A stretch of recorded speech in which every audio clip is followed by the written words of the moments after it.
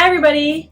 Welcome back to my channel. Today I have another knitting video for you guys. As you know, on this channel I do knitting, sewing, all sorts of crafting, and sometimes my cat is involved now that I have her. So the video that I made suggesting summer knitting patterns was a hit with you guys. You guys seem to really enjoy that one. So I figured, why not make a video showing off some spring patterns? I've tried to pull inspiration for this, not so much from like what's popular on Instagram and like what's the trend right now in the knitting world, but I tried to go a little bit more towards like what I personally am enjoying in fashion, and also what I've been kind of collecting on my Pinterest board, because I find sometimes what is practically actually something that I would want to wear that I've been saving on my Pinterest is sometimes different than what I would influence to knit because of it being really popular on Instagram or something. So that was kind of my mindset here, was let's go for a little bit more wearable pieces in my eyes. Anyway, let's get started. So I think I'll start with socks because I have a couple and all of the socks I have here are free. So let's get right into it. Here is kind of what I'm going for as the inspiration from Pinterest. So you can see like tall socks, or using socks as a more prominent accessory has been something that I've been really wanting to do. So this has been really inspiring my outfits, like especially wearing them with loafers or Doc Martens, or even there's some examples here with like little strappy heels I think would be wonderful for spring, because it's a little bit cold still. It'd be nice to have socks, but then you're still getting in a little bit more warmer weather shoes. So the socks that I thought worked great for this, starting off, is the Stella socks. And this is obviously a free pattern, and it's a lace pattern. It's super simple, 4-row repeat, and it's really fun. This right here is that pattern, and I made it like a tall sock to kind of go with the theme of the Pinterest board, as you saw. And that's the side I screwed up on, but you can't really tell with the lace, it doesn't really matter too much. And I have a little bit of a hole here that I can totally fix, but for me, the socks are gonna be like in shoes, like a loafer, so you're not really gonna see that part. And that's why I also went with a colorful heel and toe, because I knew that that was gonna be covered, so it'd be for fun at home, or just for myself to know that that's in there. But then the part that's showing is like that beautiful lace pattern with the white sock. Just a little example if you want to see, because the reference photos at first glance for the pattern are like not super intriguing, but when you take your mind out of that color that they use and like kind of expand your horizons, you can see it can turn out into something really cool. So that's a really wonderful free pattern. Okay, the next pattern, I found these on Pinterest actually, and they are gorgeous. They are so beautiful, but they seem really complicated. I actually tried starting them, and just doing I think it's a picot edge, was very difficult. So these are definitely really specialty, but so beautiful. The lace pattern is amazing. Even the heel is so gorgeous. Like everything about these socks is so detailed and lovely. So I definitely think this would be a really cute like statement sock, especially with a cute pair of heels. This would be so beautiful, because then you really get to see the whole toe and all of those details in them. Next, here is another lace pattern that I thought was really pretty, kind of similar to the Stella sock. This is the Sock It To Me, and it's a Peyton's pattern, and it's free as well. I haven't made this pattern, but I assume that it's a similar like easy repeat for a lace pattern. So can't go wrong. You can kind of decide between those two and see whatever your preference is. Okay, and then another thing that I've been noticing that has been really trendy and beautiful, and I think has been lovely for winter, but could also transition into springtime outfits really well, I'll have a couple examples here, is leg warmers. So I have an example of leg warmers, and these are the lovely ribbed leg warmers by Pearl Soho, and they're gorgeous. They seem super simple, like you can't really go wrong. These look like they have decreases to kind of taper to the leg, but honestly you could go no decreases and just have that ribbed leg warmers, and they're super cute and they totally fit the inspiration here, and they're free, so why not? I'm sure they'd be really quick to whip up. One more kind of sock leg accessory pattern This is kind of the inspiration. I've been really wanting to find like a tall sock pattern because I love wearing tall socks, and why not make my own? So this pattern was suggested to me, Scout Girl Socks. This is a paid pattern, but they are really gorgeous, really cute. Honestly, it's been something I've really been into looking for. I really went on a deep dive for some tall socks, and there's not really a lot of options out there. I think this is one of the best simple, easy type of long sock pattern. So this is definitely one that I recommend, I think would work well. Okay, now I'm gonna go into other accessories. Here's kind of the inspiration for this. This one's kind of interesting because it's just a bra. It's the everyday bra. I think it's gorgeous. I have the pattern for this one, and I tried making it, but then I made the size wrong and I just didn't do a great job. I must have had the wrong gauge, but regardless, I will definitely want to try making this one again because it's really beautiful, and it could be such an interesting like layering piece for the springtime. Like, it's definitely not like I'll wear it by itself, but it could be a cute loungewear piece, or even if you extend the length of it from this band area, you can make that a bit longer and make it sort of a cropped top. There's lots of options there. Okay, then last but not least, for accessories, what better than to finish off your outfit with a good beanie? So here's some inspiration of what I was kind of wanting, and here is what I chose and thought would be a great pattern. And this is a free pattern. It's the beanie. This is what it's called. It's just called The Beanie by ZZ Textiles. And it's really cute. She's obviously doing mohair with this.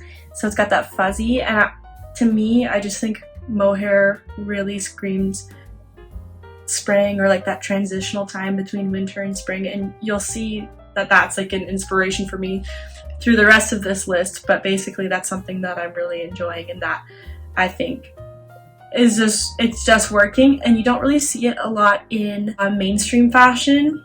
It's not something you can necessarily buy super easily from a like fast fashion type of place, and if you do, it's not going to be great quality, and it's just not going to be the same as like making it yourself. So I think this is the best way to enjoy the mohair trend, especially if you want to do it quickly and get something quick out of it. The beanie can't really go wrong. It's pretty awesome. Now we are moving into tops. So here are some tops that I think work well for that, once again, that transitional period. They look a little bit warmer because they're knit, but they might not necessarily be the vibe for summer, so they're perfect for spring. So this first one is the Colette tee by Witcher Design.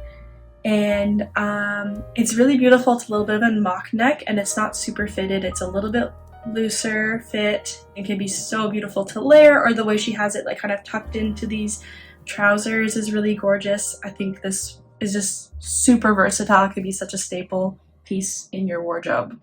Here's one that I think is gorgeous for spring, but could also work coming into the summer season a little bit more. And this is Camisole number 7 by My Favorite Things Knitwear. And I'm already planning on making this one. I already have the yarn for it. I don't even know where the yarn is. It's somewhere in there, as you can see, like my yarn stash behind me. But once again, I think this can be a wonderful layering piece, and it's a really beautiful shape. I think what really inspired me to make this is I saw Typical Bliss's version, I'll show it here, that Tiffany made, and it is really flattering. Actually, when we went to the meetup for the knitting meetup that Tiffany held, she wore this in person, and I remember being like, wow, it looks so gorgeous. The detail looks so beautiful. It's fabulous. Her version looks amazing, so I think it works great for spring and summer, and I think it's a really cool pattern. Also, Tiffany just chooses the best colors always. Like, I think everything she knits looks so good and beautiful because it's all neutral and amazing. Like, the yarn choices are chef's kiss, really nice. This next pattern is the Moonset Tee by Ozetta, and it's a really interesting construction. I don't think there's a lot of patterns out there like this, but we're seeing the trend of the little collared shirts, or shirts with a little bit of like a collar. That's been really, really popular, I've noticed, and I just don't think it's for me, and it doesn't really suit my like style or my body shape. I just don't think that's gonna work for me. I feel like I have quite broad shoulders, so anything like accentuating this area might make it look broader. So I feel like this is kind of a way to get around that, but also have that same kind of aesthetic happening, because the two pieces of the V-neck here cross over the way a lot of those collared shirts have that crossover in the front. So it kind of gives that vibe, but it's still light and airy, and once again, like, not too much going on. So I think it's simple, classy. It kind of looks like a t-shirt, like just a plain t-shirt, but it's got a little bit more going on. It works really well. Another open back top. Okay, I remember saving this one. Yeah, this is another open back top by Christelle Liu, and I think there was another YouTuber that I was watching that made this or was planning on making this. I don't recall who it was. Regardless, that really inspired me, seeing that, and I was like, oh my gosh, I have to save this pattern. It's super cool.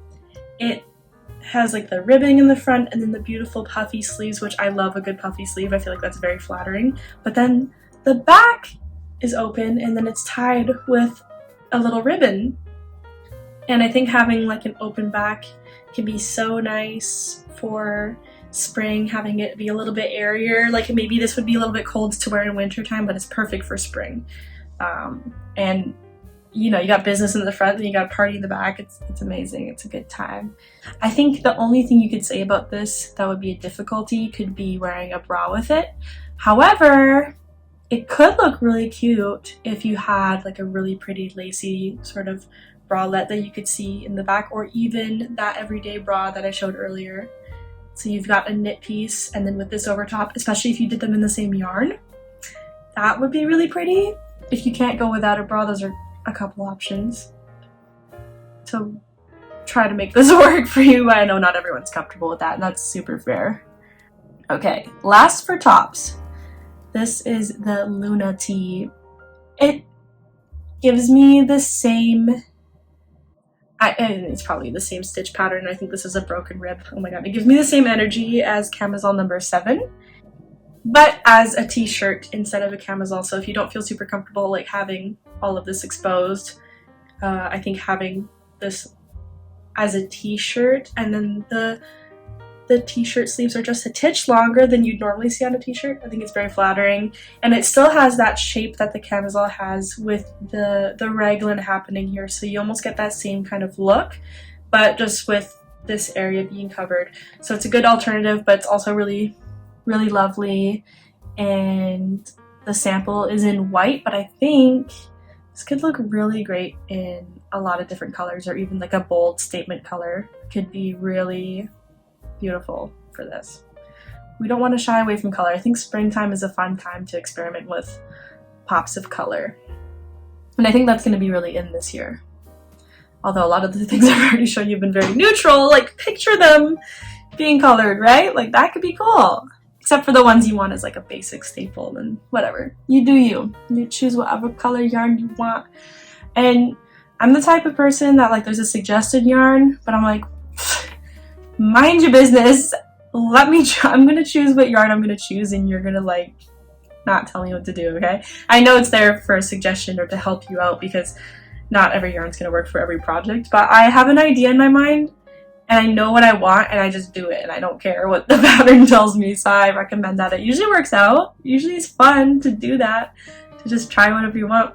I don't know, especially like I'm not gonna get Isager and like sadness yarn to make a petite knit pattern.